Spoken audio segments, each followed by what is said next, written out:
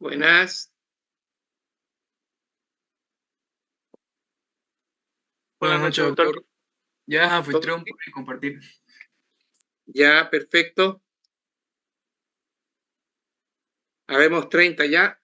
¿Me puede hacer anfitrión, Fabricio? Sí, doctor, ya lo hice. Fíjese si puede compartir. Perfecto. Le cuento, no, primero quiero grabar, no puedo. No me ha hecho todavía host. Ya lo hice. A ver, Ya Recording acepté. in progress. perfecto. No puedo compartir. Mauricio todavía no lo hiciste en Patreon. Ah, ya, perdón, no me di cuenta, no lo hice todavía. Ahorita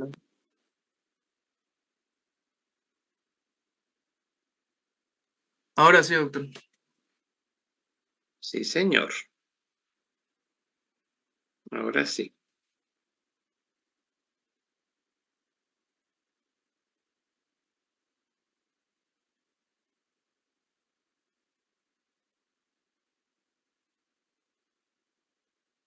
Bueno, jóvenes, vamos a iniciar un nuevo capítulo que es el relacionado con la fisiopatología del aparato digestivo. Y vamos a empezar desde arriba a abajo, es decir, de esófago. Y a ver, ¿cuántos tenemos? Estamos en 31 participantes. Bien.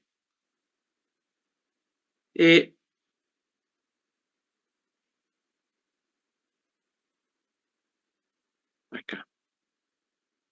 Esto es un dato de recordatorio. 25 centímetros del esófago, va desde la faringe hasta el estómago. Hay dos esfínteres, uno arriba, el crico esofágico o esfínter esofágico superior, y otro a nivel de la unión gastroesofágica, denominado esfínter funcional. Este esfínter que estamos viendo acá, lo van a escuchar permanentemente, el de la unión gastroesofágica. Ahí empiezan las patologías fundamentalmente. Y es funcional, o sea, no es anatómico. Luego tenemos, posee un epitelio plano, estratificado, no queratinizado a nivel de la unión gastroesofágica. Se puede identificar la línea Z que indica la transición del epitelio esofágico y gástrico.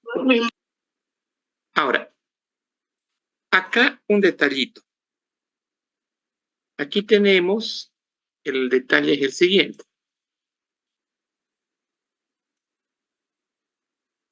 A ver. El detalle es el siguiente.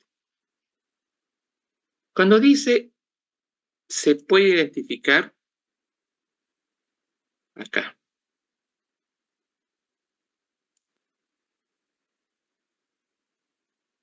Aquí.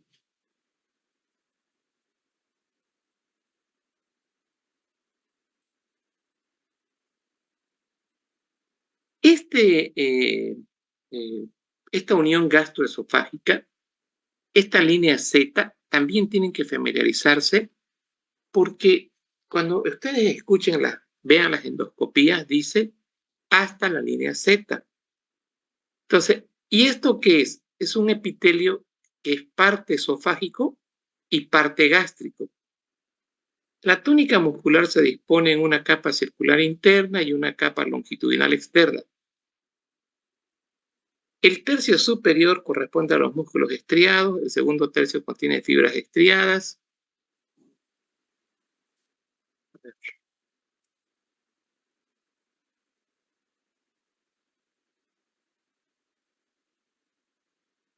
En esta última parte, entre las capas musculares, se encuentra el plexo de Auerbach.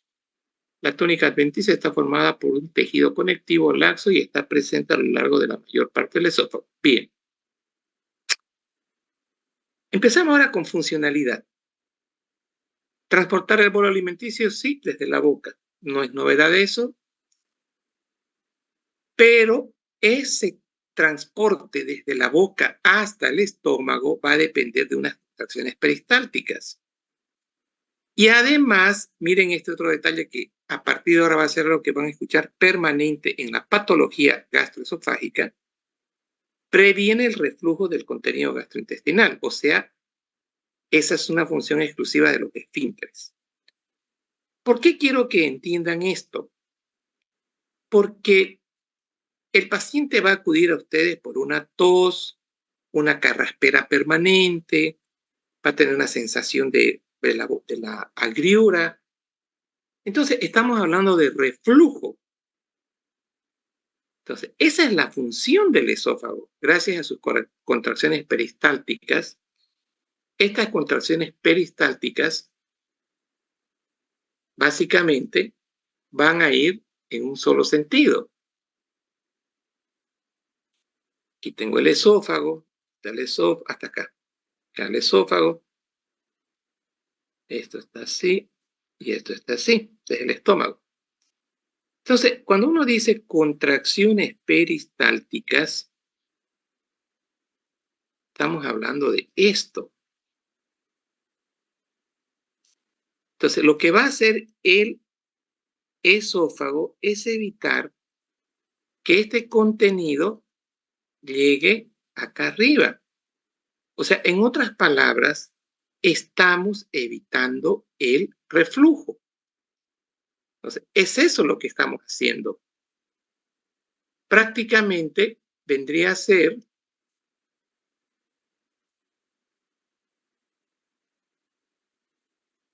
la palabra clave sería acá, el esófago evita el reflujo. Entonces, esa sería la primera aclaración. Sí, esto ya lo dijimos. Y esto va a ser función de los esfínteres esofágicos. Entonces, gracias a los esfínteres esofágicos. Listo. Ya tenemos esto acá.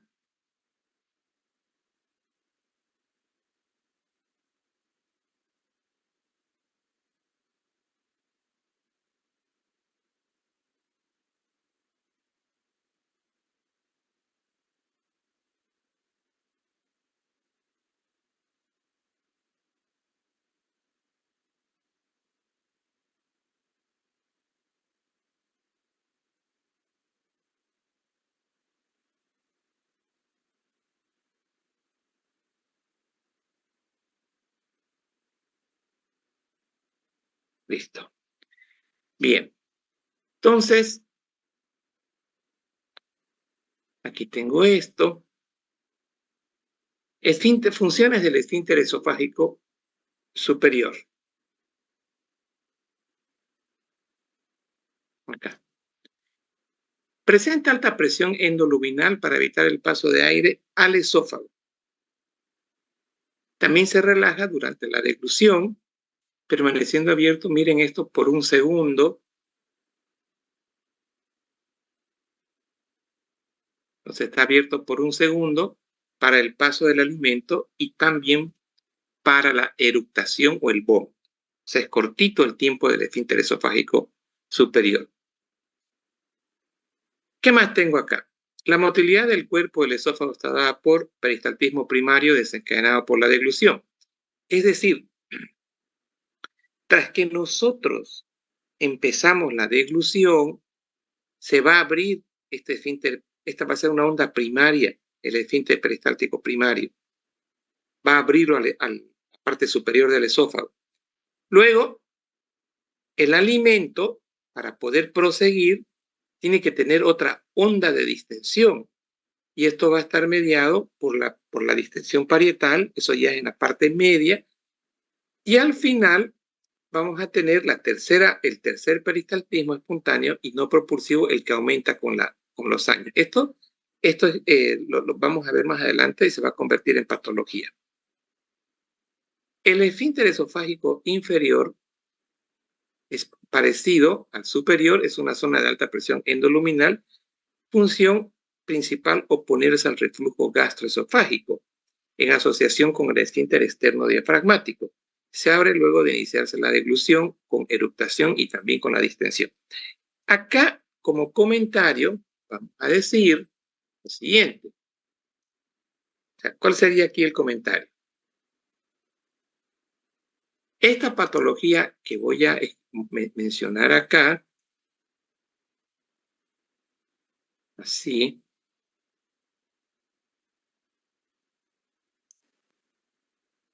eso vendría a ser nuestro estómago, ahí.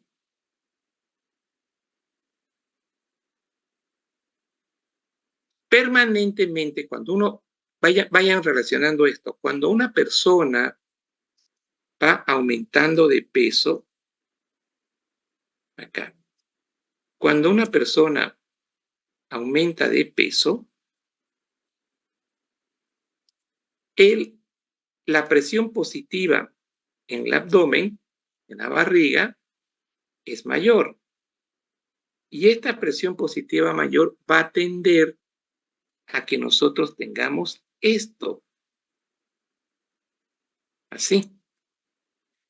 Y eso es lo que va a causar una enfermedad. Esa enfermedad se va a llamar reflujo. O puede ser que tengamos reflujo en otras situaciones, en el que ese esfínter esofágico inferior esté alterado. Entonces, acá vean, gracias al esfínter esofágico inferior,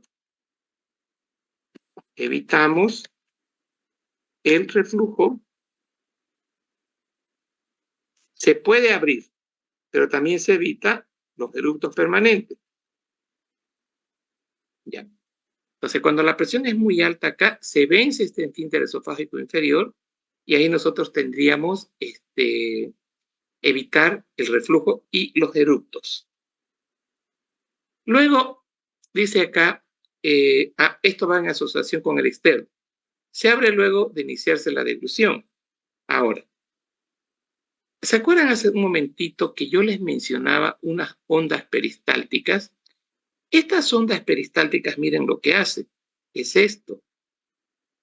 Hace así, hace así, hace así, hace así y hace así.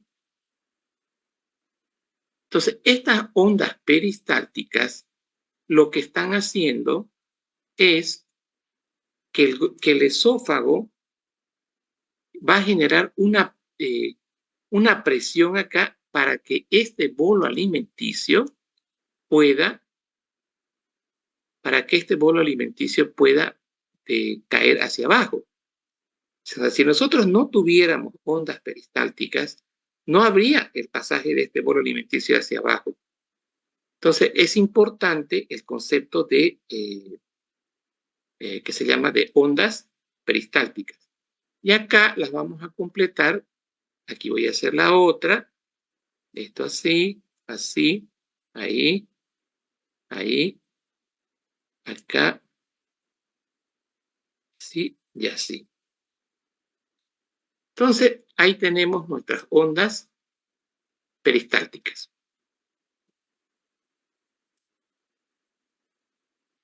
O sea, vean ustedes que el esófago es un órgano prácticamente que está en movimiento.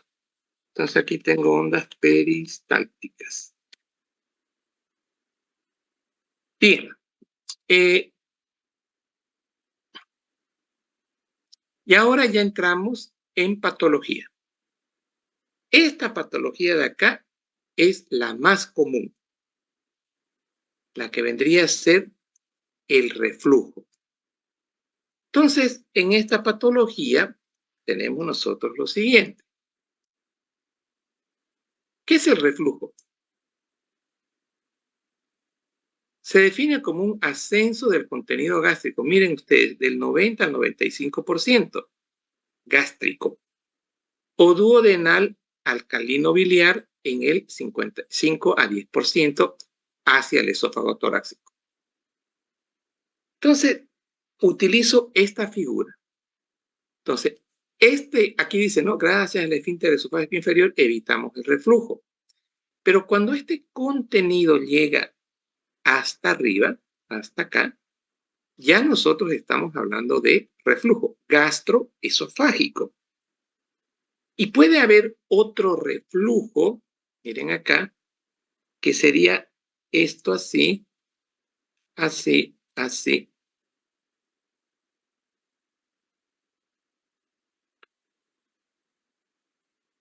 Y acá vamos a poner otro reflujo que les quiero mostrar, el esófago gástrico. Entonces, acá nosotros tenemos el esófago así, así, así.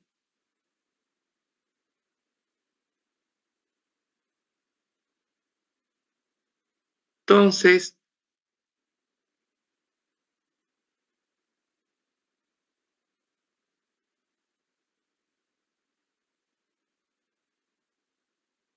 ahí. Entonces, ¿de qué se trata este reflujo? A esta altura tenemos nosotros la vesícula, tengo acá el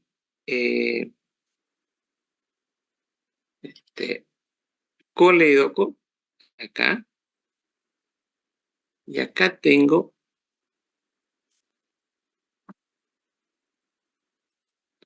la vesícula, ¿cierto? Entonces, cuando nosotros ingerimos alimentos grasosos, la vesícula saca su contenido y esta bilis normalmente sigue ese trayecto. Hasta ahí estamos hablando de algo fisiológico. Pero vean acá ahora lo que sucede ya en patología. En patología, parte de esta bilis a veces viene así, así, no, ahí y ahí. Entonces, en patología, vamos a ver ahora nosotros lo que vendría a ser el reflujo esófago gástrico. Y este reflujo esófago gástrico, esto de rojo, vamos a poner, dice que es solo el 10%, pero se ve, hay que buscarlo. Reflujo duodeno gástrico. Entonces aquí tenemos este reflujo que vendría a ser el duodeno gástrico. ¿Y cuál es la característica del duodeno gástrico? Es biliar. ¿Por qué? Porque les decía, vean ustedes, este contenido de bilis que llega al intestino delgado va en una dirección contraria. Va al estómago, aquí está lleno de bilis, y puede pasar hacia el esófago para producir un reflujo duodenogástrico. Y esto que estoy dibujando aquí de negro, ese era el reflujo gastroesofágico. O sea, son dos tipos de reflujo que van a causar esofagitis. Entonces, son dos tipos de reflujo que estarían causando la esofagitis. El reflujo gastroesofágico. Dice, su existencia no implica necesariamente enfermedad, ya que está presente en todos los individuos normales, habitualmente por periodos cortos. Cortos, ¿sí, no? Asintomático y especialmente en periodo post-comida. Ya, podría ser considerado post-comida como normal. ¿Cuándo es enfermedad del reflujo gastroesofágico? Cuando se genera una condición tal en el que el contenido gástrico refluido causa síntomas esofágicos recurrentes, extraesofágicos o complicaciones. La cantidad del síntoma y el nivel de injuria de la mucosa son proporcionales a la frecuencia de los episodios de reflujo, a la duración y la acidificación de la mucosa y a la potencia cáustica. Entonces, acá vamos a poner, ya estamos considerando patología. Entonces, aquí tenemos esto, acá, Vamos a borrar esto. Y borramos esto. Y aquí vamos a poner este texto.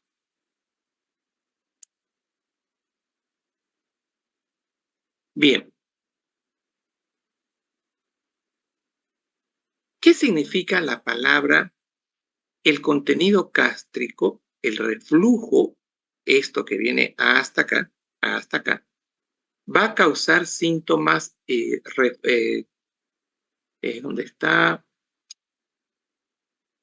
En el que causa síntomas esofágicos recurrentes. Acá, el síntoma esofágico recurrente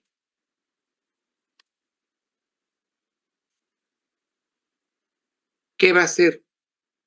Dolor retroesternal, quemazón. Eso es lo que el paciente retroesternal. Entonces, es este el síntoma esofágico recurrente, porque hoy está así, mañana no tiene nada, en la noche otra vez siente, o sea, aparece y desaparece, y desaparece. Esto es importante. ¿Qué significa la palabra extraesofágico? Otra característica. Extraesofágico. Resulta que para entender esto, yo tengo que venir hacia acá, y esto lo voy a bajar más, ahí, y esto lo voy a poner aquí arriba. Ese extraesofágico está aquí arriba. Y ese extraesofágico va a ser tos, va a ser carraspera, va a ser saliveo. Entonces, fíjense que los síntomas no están, digamos, no están en la pared, están ya en faringe. O sea, está por fuera del esófago. Porque llega tanto este líquido de noche acá que quema la faringe y el paciente tiene síntomas extraesofágicos. Dice a la duración de acidificación de la mucosa y a la potencia cáustica fluida. Entonces, ¿de qué depende esto?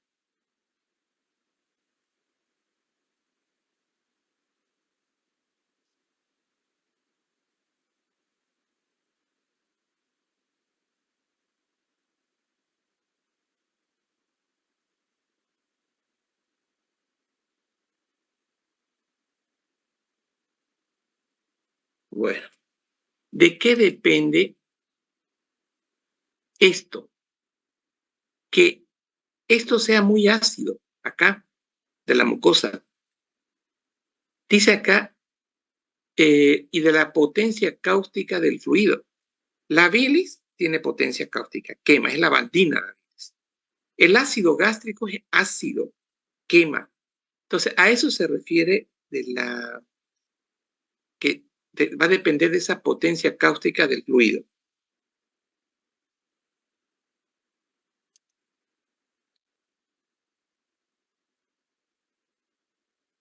Bien.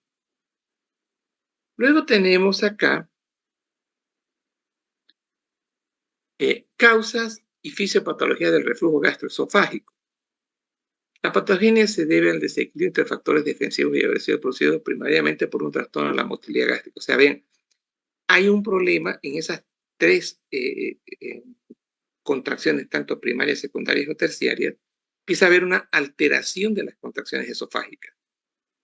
Segundo, los factores protectores de la barrera anatómica antirreflujo, conformada por el esfínter esofágico inferior, el diafragma y el ligamento frenoesofágico, la aclaración esofágica o peristalsis secundaria que permite normalizar el pH intraesofágico y la resistencia a la mucosa, el moco bicarbonato presente en la saliva. Los factores de injuria son el ácido gástrico, la pepsina y las sales biliares. Aquí lo que quedó pendiente mencionar fue la pepsina.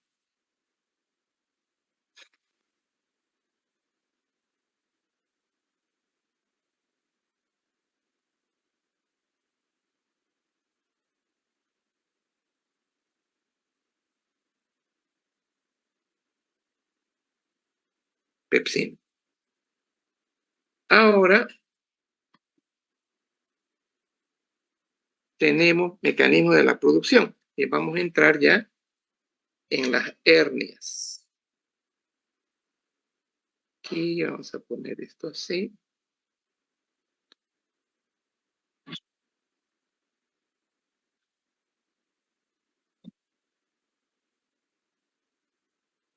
Tabla 19.1.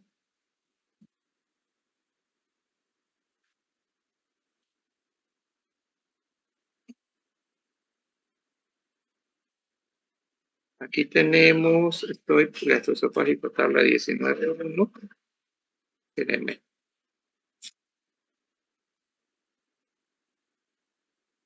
Aquí está.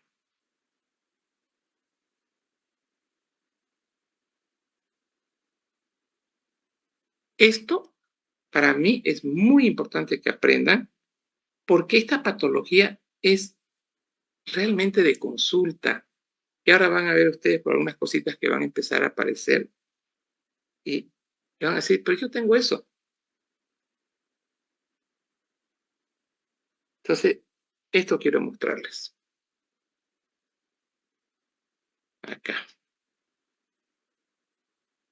Entonces, primero vamos a mostrar esta tablita y luego comentamos. ¿Qué tengo acá? Factores que alteran el tono del esfínter esofágico inferior. Entonces, vamos a hacer esto así.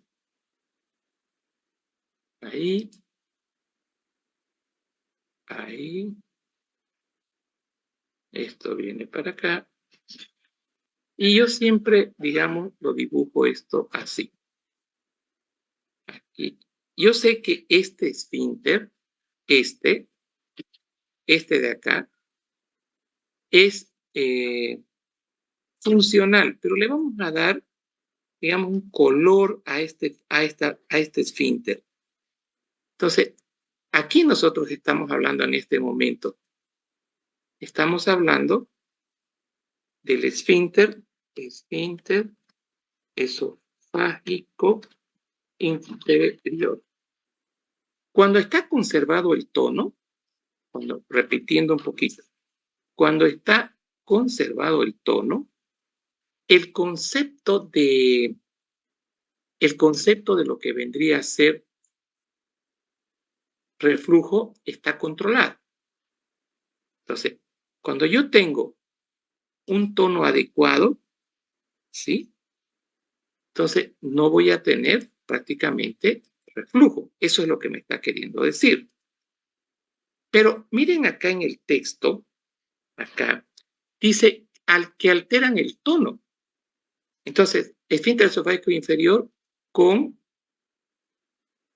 alteración del tono. Entonces, esto ya no va a estar así. Entonces, acá vamos a ver, vamos a poner acá, digamos, aquí vamos a poner una palabra que puede decir normal. Aquí, normal.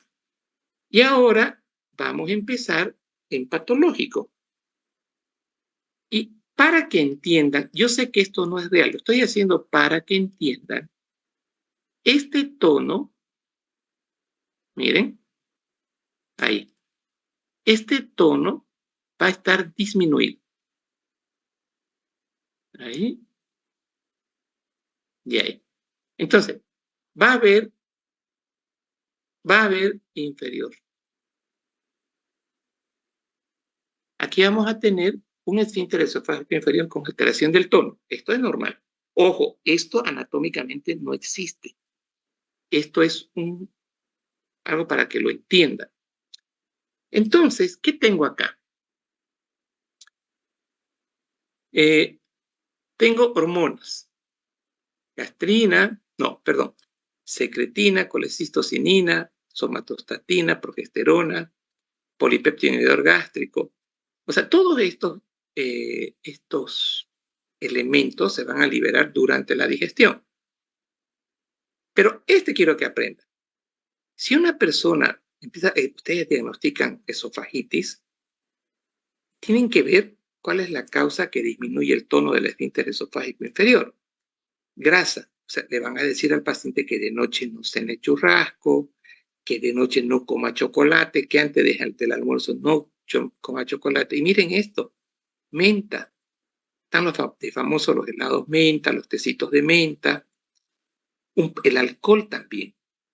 Entonces, acá, de lo que a nosotros ya nos interesa como ustedes como médicos de mañana, es esto.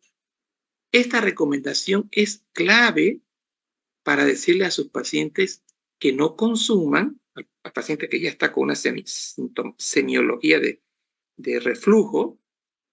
Entonces, nada de grasa, nada de chocolate, nada de menta antes del almuerzo, antes de dormir. ¿Listo? Para que no haya relajación del esfínter esofágico inferior. A ver, dentro de los fármacos tenemos, esto se usa mucho, los bloqueantes de canales de calcio, que estamos hablando del amlodipino, del nicardipino, algunas benzodiazepinas, especialmente las señoras mayores consumen benzodiazepinas. Felizmente prostaglandina 2 no se ve, esto no van a ver. Hesperidina solo en los hospitales. Teofilina, los pacientes con asma. Entonces, pero en fármacos, sí a tomar en cuenta bloqueadores de canales de calcio y benzodiazepinas. Eso es importante. Y para los pacientes que tienen Parkinson, ojo, en el Parkinson damos productos que pueden inducir a la síntesis de dopamina. Entonces, hay que estar atento. Entonces, el paciente que tenga una carraspera, saliveo, pirosis, tenemos que hacer la pregunta de rutina para ver si tienen una disminución de la motilidad del esfínter esofágico inferior. Entonces, de acá, yo voy a hacer un copy así, pero que quede claro que lo que quiero remarcar acá básicamente es teofilina, bloqueadores de los canales de calcio y nada más. Y la benzodiazepina, que eso también quiero remarcar. Y este dato de acá es obesidad, embarazo y tabaco. Señores, cuando ustedes vean un reflujo y el paciente está con sobrepeso, no pueden dar los mejores remedios, no va a mejorar. Porque el hecho de tener acá, digamos, esto está en decúbito, esto que estoy dibujando acá es la barriga del paciente, esto de acá es el exceso de grasa del paciente, y esto va a generar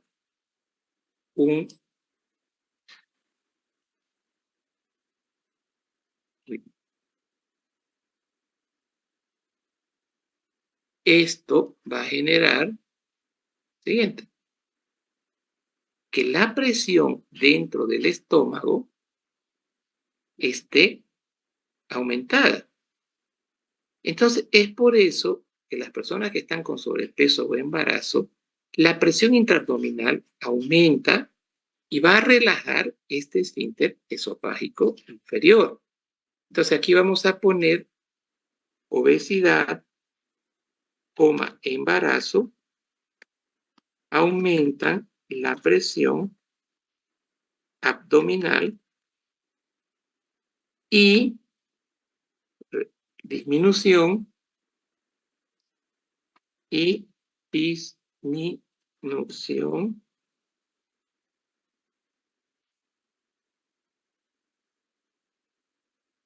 la presión del esfínter esofágico inferior. ¿Estamos? Entonces, es por eso que hay que pedirle que el paciente adelgace, obviamente, y la señora tenga a su niño.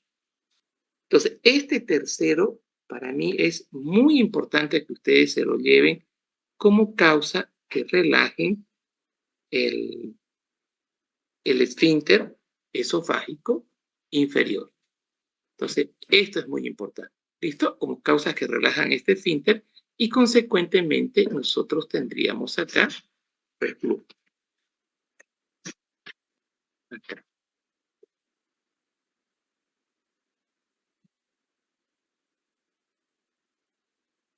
Entonces, esto es para evitar, son las causas del reflujo. Bien, luego tenemos acá, vamos aquí, acá. Esto ya es una patología orgánica. Hernia hiatal.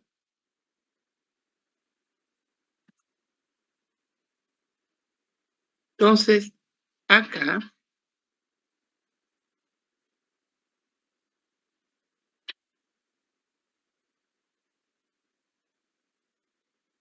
aquí tenemos ya patología orgánica.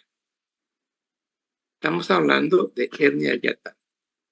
Menos frecuente que el reflujo gastroesofágico es la presencia de hernia hiatal. Esta anomalía adquirida consiste en un ascenso de la parte superior del estómago hacia el tórax a través del hiato esofágico, quedando una parte del estómago en el tórax y el restante en el abdomen. Los factores de riesgo para desarrollar hernia hiatal son la edad mayor a 50 años y el aumento de la presión intraabdominal. Miren, vómitos intensos, tos, estreñimientos crónicos, embarazo y obesidad, entre otros. Existen 3 tipos de hernias hiatales. Y aquí ahora vamos a poner la figura. Aquí está. Entonces, esto viene así. Y esto tengo acá y acá.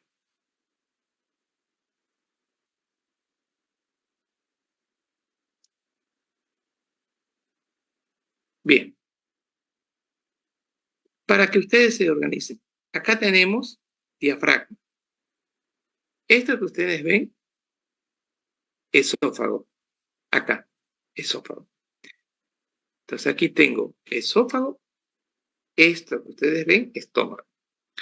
Empezaré con la tipo 2 para que entiendan el concepto. Dice, esta anomalía adquirida consiste en el ascenso de la parte superior del estómago. Miren, acá nosotros tenemos mi esófago así y mi estómago debería estar así. ¿No ven? Ahí. Pero miren ustedes que el fondo del esófago se va a meter por este espacio, por el hiato. Y eso es esto que estamos viendo, esta anomalía adquirida, este ascenso de la parte del, digamos, del fondo gástrico hacia el tórax a través del hiato esofágico. Entonces, aquí la palabra clave es hiato esofágico. Hiato esofágico. Entonces, para que haya una hernia hiatal, tengo que, aquí hay un hueco que es el hiato esofágico, entonces este fondo del estómago se va a meter por acá. Las causas, ya es importante recordarlas, aumento de presión intraabdominal. Entonces, las causas son por aumento de la presión intraabdominal. ¿Y cuáles son estas situaciones? Las que estamos mencionando aquí arriba. Tos, vómito, constipación, embarazo y obesidad. Tos, vómito, constipación, embarazo